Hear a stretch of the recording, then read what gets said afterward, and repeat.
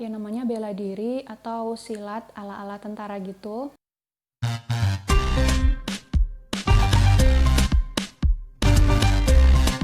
Assalamualaikum warahmatullahi wabarakatuh. Hai semua, jumpa lagi dengan saya Husna Rizky ya. Kali ini saya mau berbagi lagi ke kalian tentang Nusantara Sehat. Di video sebelumnya saya sudah pernah bahas nih tentang pengalaman menjadi Nusantara Sehat tim. Nah, kali ini saya mau berbagi ke kalian tentang Nusantara Sehat individual atau biasa disebut dengan NS individu atau Tuksus. Tuksus adalah penugasan khusus, ya, sama aja. Nah, kali ini sebelum saya mulai bahas, saya mohon dukungan dari teman-teman untuk mendukung channel ini sebagai channel kesehatan yang berguna untuk banyak orang dengan cara klik tombol subscribe dan tombol lonceng di sebelahnya agar kalian tidak ketinggalan informasi terbaru dari saya. Oke? Klik-klik. Terima kasih. Untuk kalian yang baru pertama kali ingin mengikuti seleksi Nusantara Sehat ini, seleksinya ada 2 tahap. Yang pertama administrasi, yang kedua adalah psikologi, yang terdiri dari psikologi, wawancara, dan FDG. Nah, berbeda lagi jika kalian adalah mantan dari Nusantara Sehat Tim atau Nusantara Sehat Individu yang ingin melanjutkan ke Nusantara Sehat Individu lagi, itu seleksinya hanya di tahap 2 aja, tahap psikologi. Perlu kalian ketahui bahwa masa bakti dari Nusantara Sehat ini adalah 2 tahun aja. Jadi setelah kalian sudah masa bakti 2 tahun penempatan, kalian itu ada 3 pilihan. Yang pertama, kalian bisa melanjutkan Nusantara Sehat Individu. Yang kedua, kalian mendapatkan tugas belajar dari Kementerian Kesehatan di Universitas Negeri. Yang ketiga, kalian bisa bekerja di luar negeri. Nah, kali ini yang saya bahas adalah Nusantara Sehat Individunya. Misalnya nih, kalau kalian adalah mantan dari Nusantara Sehat Tim, nah kalian bisa melanjutkan ke Nusantara Sehat Individu dan mendapatkan prioritas. Nggak bisa untuk melanjutkan tim lagi. Nah, sedangkan jika kalian adalah mantan dari Nusantara Sehat Individu, udah 2 tahun menjadi NS Individu, ingin melanjutkan lagi ke NS Individu, itu bisa, dan prioritas juga. Nah, tapi kalian nggak bisa ke NS Tim. Jadi, yang bisa dilanjutkan hanyalah Nusantara Sehat Individu.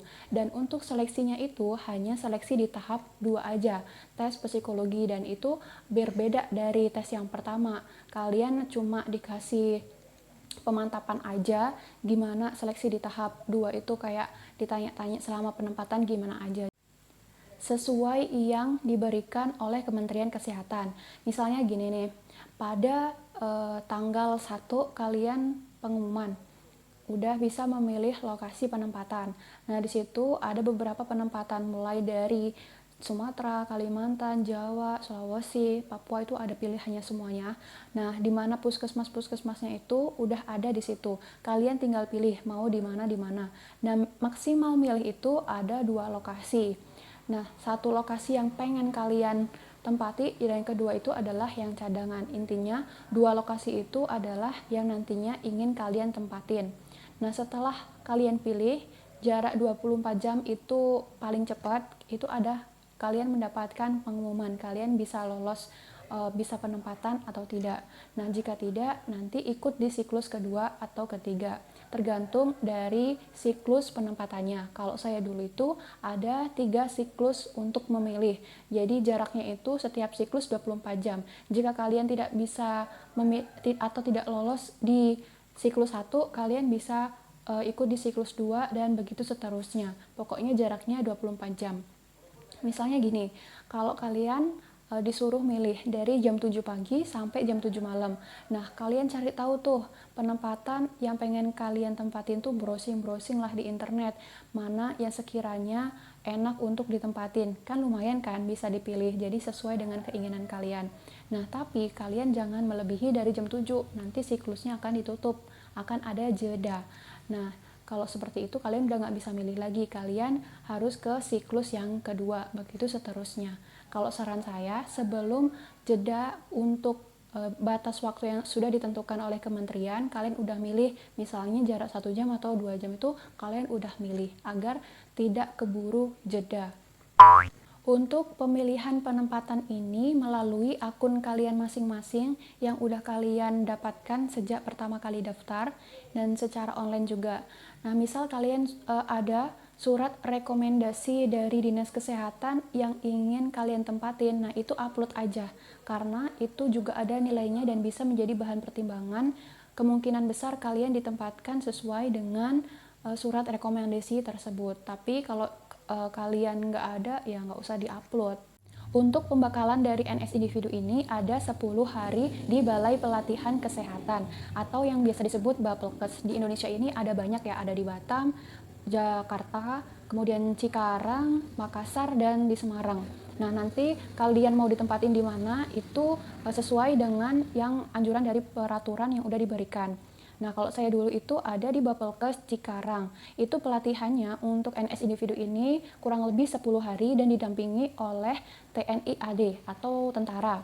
Nah, di situ kalian akan diajari bela negara, mulai dari bagaimana cara surveillance, pertahanan diri kalian jika kalian di tempat-tempat yang terpencil kayak gitu. Kemudian diajari juga jika di hutan itu cara membedakan tanaman yang beracun dan tidak beracun. Jika kalian misalnya nih tersesat di hutan gitu, kalian bisa mengetahui makanan yang bisa dimakan atau tidak. Kemudian kalian diajari juga yang namanya bela diri atau silat ala-ala tentara gitu. Nah, itu menyenangkan sekali. Kemudian juga diajari PBB, baris berbaris dan lain sebagainya. Kemudian habis bela negara itu kalian ada materi dari Kementerian Kesehatan juga, misalnya kayak manajemen puskesmas, kemudian PISPK, program-program di puskesmas itu seperti apa, tapi sebagian besar aja. Karena waktunya cuma 10 hari, jadi tidak begitu jeli kayak di NS Tim yang 40 hari. Setelah pembekalan 10 hari itu, kalian akan menuju ke tempat penugasan selama 2 tahun. Di situ bareng-bareng dengan teman-teman kalian yang pelatihan di situ ke tempat penugasan. Nah, sampai di kabupaten atau di provinsi itu, nanti kalian akan disambut oleh pemerintah dinas kesehatan di situ, dikasih sambutan, kemudian dikenalin dengan kepala puskesmas yang ada di situ, kemudian anggota-anggota di dinas kesehatan itu siapa aja, kayak gitu. Setelah itu, kalian menuju ke tempat penugasan. Dulu, kalau saya ditempatkan di Kalimantan Barat, dan itu jarak dari kabupaten ke provinsi itu harus naik pesawat selama setengah jam. Dan dari kabupaten ke penempatan kecamatan puskesmas itu membutuhkan waktu 6 jam. Kalau ngebut dengan motor ataupun mobil itu 4 jam. Karena jalannya itu rusak, tidak aspal. Jalannya kayak jalan sawit. Sesampainya di puskesmas, kalian akan di briefing sama kepala puskesmas agar tahu tentang lingkungan puskesmas dan juga staf-staf yang ada di puskesmas. Bisa juga kalian tuh dikenalin sama lintas sektor yang ada di puskesmas tersebut, seperti Pak Camat, kemudian Bapak Polisi, Bapak Tentara, BKD, semuanya kalian akan dikenalin. Nah, setelah itu barulah kalian penugasan selama 2 tahun di situ. Nah, ada juga beberapa teman mendapatkan rumah dinas dan ada yang tidak. Nah, perlu kalian ketahui untuk Nusantara Sehat individu maupun tim ini wajib mendapatkan rumah dinas, karena jika kalian membaca peraturan Kementerian Kesehatan tentang Nusantara Sehat, kalian di situ akan menemukan hak-hak dari Nusantara Sehat. Salah satunya adalah mendapatkan sarana dan prasarana selama di penempatan. Nah, karena jauh sebelum kalian ditempatkan, ada MOU dari daerah ke Kementerian Kesehatan jika mereka mampu untuk menyediakan sarana dan prasarana Nusantara Sehat jika selama penugasan 2 tahun. Nah, jika pun kalau kalian sesampai di tempat penugasan, kalian tidak mendapatkan rumah dinas ataupun kalian harus ngontrak sendiri dan ngekos sendiri, nah itu perlu kalian perhatikan. Biasanya pendamping dari Kementerian Kesehatan itu ikut sampai ke kabupaten dan menjelaskan kepada orang-orang dinas di situ bahwa kalian itu wajib mendapatkan sarana dan prasarana selama di penempatan untuk 2 tahun. Biasanya ditegesin seperti itu. Nah, kalian pribadi juga harus memastikan juga kepada kepala puskesmas, kalian mendapatkan rumah dinas nggak waktu nanti di penempatan. Kalaupun tidak, nah itu harus diperjelas kalian akan tinggal di mana. Jangan sampai kalian itu ngekos ataupun ngontrak, karena itu adalah hak kalian untuk mendapatkan sarana dan prasarana. Pengalaman saya dulu waktu NS individu, saya saat di kabupaten itu sudah memastikan dengan kepala puskesmas nih, saya nantinya di puskesmas itu tinggal di mana. Ternyata rumah dinas di puskesmas itu udah penuh. Nah, akhirnya option saya itu nanti akan tinggal di RTK atau rumah tunggu kelahiran, karena kebetulan saya adalah bidan dan RTK-nya itu tidak ada yang mengisi kosong, jadinya kami tinggal di situ. Jadi kami tidak ngontrak ataupun ngekos. Sesampainya kalian di penempatan, nah kalian itu ngapain aja gitu. Kalau kalian sudah sampai di penempatan, tugas kalian itu ya sesuai dengan profesi kalian. Misal kalian bidan, ya sesuaikan kinerja kalian itu sebagai seorang bidan. Kalau kalian seorang perawat ataupun apoteker, ya kalian bekerja sebagai apoteker di sana sesuai dengan job desk kalian di puskesmas. Jika setelah melakukan kegiatan-kegiatan ada menemukan suatu permasalahan-permasalahan yang mengakibatkan kualitas dari pelayanan itu menurun, nah itulah di situ kita ikut andil. Buatlah suatu inovasi.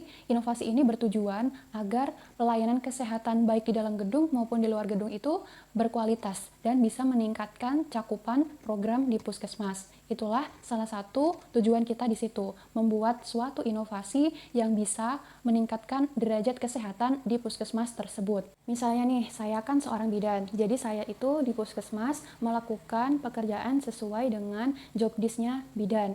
Periksa kehamilan, kemudian persalinan, tolong ibu nifas, bayi baru lahir, baik di dalam gedung maupun di luar gedung. Misalnya kalau di luar gedung itu kita melaksanakan posyandu, kita kelas ibu hamil, dan lain sebagainya. Nah, jika kita sudah menemukan kegiatan rutin seperti itu, pastinya kita akan menemukan satu permasalahan-permasalahan. Nah, permasalahan itu kita utarakan kepada bidan koordinator ataupun atasan kita di situ, kalau seperti kepala puskesmas. Nah, kalau sudah seperti itu, kita buat suatu inovasi. Inovasi ini bisa dilakukan per program ataupun terintegrasi. Maksudnya terintegrasi itu berkesinambungan, gizi dengan KIA atau KIA dengan Promkes, Promkes dengan Kesling. Nah, itu macam-macam. Jadi sesuai dengan permasalahan yang ada di puskesmas. Misalnya saya dulu itu permasalahannya adalah semua ibu hamil itu jarang untuk bersalin di puskesmas karena aksesnya itu terlalu jauh dan mereka lebih percaya dengan dukun beranak. Nah, inovasi-inovasi saya itu ya saya melakukan agar ibu hamil dan dukun itu mau ke puskesmas untuk bersalin di puskesmas, dan dukun itu kita ajak bermitra. Jika saat kalian datang ke puskesmas kalian itu pada masa akreditasi ataupun reakreditasi dari puskesmas, kalian wajib untuk membantu, baik itu dalam Pokja Administrasi Manajemen Puskesmas atau kalian bisa ke UKP, Upaya Kesehatan Perorangan, yaitu pelayanan di dalam gedung. Bisa juga ke UKM, Pokja UKM, yaitu Upaya Kesehatan Masyarakat di luar gedung. Kalian bisa pilih dari salah satunya, dan usahakan jika kalian sudah masuk di Pokja salah satu tersebut, kalian membuat suatu inovasi sehingga nantinya akreditasi di puskesmas kalian itu bisa mendapatkan predikat minimal madya, utama, atau bahkan paripurna. Selama proses akreditasi itu, kalian usahakan jangan bekerja sendiri, jangan bekerja dengan staf puskesmas aja, karena kalian harus melibatkan lintas sektor yang ada di puskesmas, seperti misalnya Pak Camat, Kepala Desa, Ibu Kader, Ibu PKK, dan lain sebagainya. Karena semakin kalian melibatkan dari lintas sektor, akan semakin baik pula nilai kalian di akreditasi nantinya. Seperti dulu pengalaman waktu saya di puskesmas saya itu di Kabupaten Ketapang, Kalimantan Barat, itu kami melibatkan semua lintas sektor yang ada di puskesmas. Nah, baik dari camat, kepolisian, tentara, BKD, sekolah, dan lain-lain, itu kami libatkan, dan alhamdulillah saat akreditasi itu kami mendapatkan akreditasi utama. Sebuah keberuntungan dan sebuah perjuangan yang tidak terlupakan, karena jika kita sudah melakukan suatu kegiatan secara maksimal dan hasilnya itu juga sangat memuaskan sesuai dengan harapan, bahkan di luar ekspektasi kalian, nah itu adalah suatu kebanggaan tertentu, karena kalian bisa membangun kerjasama dengan orang satu puskesmas, bahkan satu kecamatan, untuk satu tujuan, yaitu meningkatkan derajat kesehatan yang berkualitas di satu kecamatan.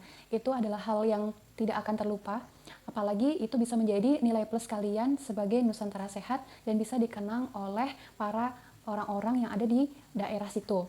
Jika kalian selama kegiatan di puskesmas itu mengalami kendala bahasa seperti kayak penyuluhan di rumah-rumah, kemudian di posyandu, itu kalian bisa melibatkan orang-orang staf puskesmas untuk menerjemahkan kata-kata kalian agar apa yang kalian utarakan itu bisa dimengerti oleh para masyarakat daerah di situ. Itu salah satu tipsnya. Di akhir penugasan kalian selama 2 tahun itu, kalian wajib membuat satu laporan akhir masa tugas. Jadi selama 2 tahun kalian di situ itu ngapain aja, termasuk inovasi kalian selama di puskesmas itu, kalian tulis di situ.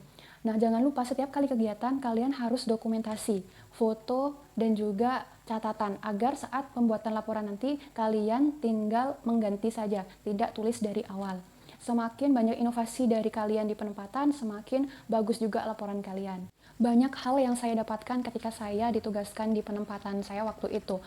Kekompakan, kerjasama, suka duka, baik itu dalam puskesmas maupun dalam masyarakat.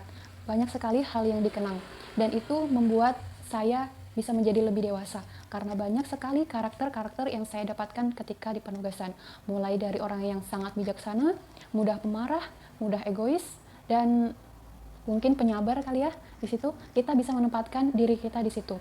Jangan pernah sakit hati dan ambil hati ketika ada orang yang menyakiti, karena itu mungkin adalah salah satu petunjuk dari Tuhan agar kamu bisa lebih introspeksi diri untuk memperbaiki dirimu. Dimanapun kamu berada, teruslah tebar kebaikan, karena kamu tidak akan pernah tahu kebaikan-kebaikan mana yang akan menolongmu kelak pada saat kesulitan. Sekian video dari saya, semoga bermanfaat dan bisa menginspirasi kalian semua yang mungkin ingin mengikuti seleksi dari Nusantara Sehat. Semoga kalian bisa mengabdikan diri di negara Indonesia tercinta. Jangan takut untuk keluar dari zona nyaman, karena masih banyak hal-hal di luar sana yang mungkin bisa kamu dapatkan. Sekian dari saya, sampai jumpa di video selanjutnya. Jangan lupa subscribe, like, komen, dan share. Assalamualaikum warahmatullahi wabarakatuh.